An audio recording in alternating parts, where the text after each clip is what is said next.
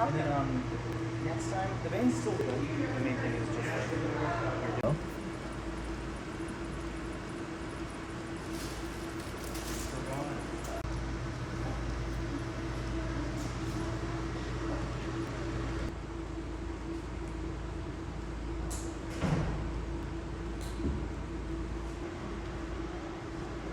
finishing up this arm, but I'm going to take this one out.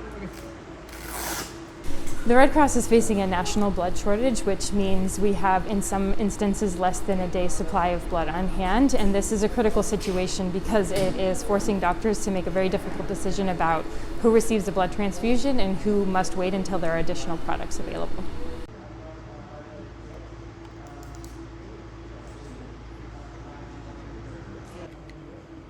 It doesn't take a lot of time. Every 2 seconds, someone in the U.S. needs blood, whether that is somebody who's going through a complicated childbirth, somebody who needs a cancer treatment, those with sickle cell disease, those that suffer a traumatic traffic accident and they need those transfusions, and so the need for blood is constant.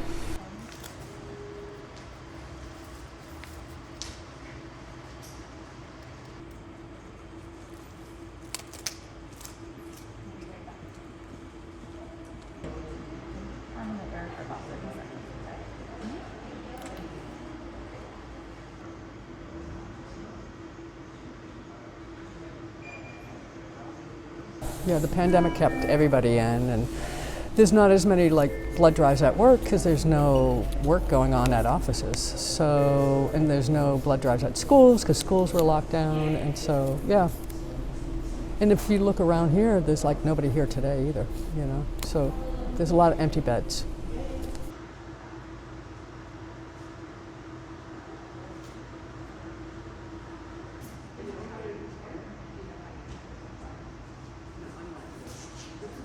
I didn't have a lot of time, and now that everything's starting to become the new normal, it's pretty easy to go on the app, book an appointment, find a place that is close to you, and just do it.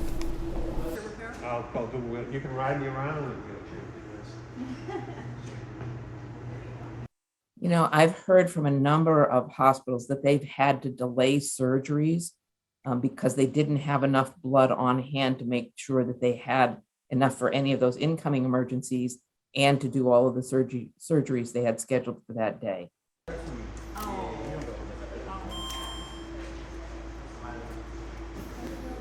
I'm hearing that in many communities, people are beginning to step forward, but this is a long-term problem that we will need help with over many, many months, in part because the demand for surgery continues to be high right now.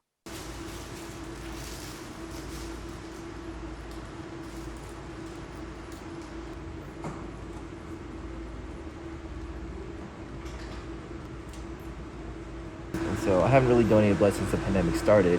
I used to be on a schedule where I would donate every 8 to 16 weeks, but ever since the pandemic happened, that just didn't happen. Yeah, it's definitely an experience if you haven't tried it. It's one of the things that you can do to really help people, and it doesn't really cost you a lot. It's you sit here for an hour or two, and then afterwards you go home knowing that you could have potentially saved a life. Feel okay? Yeah, just sitting still for 2 hours is not easy.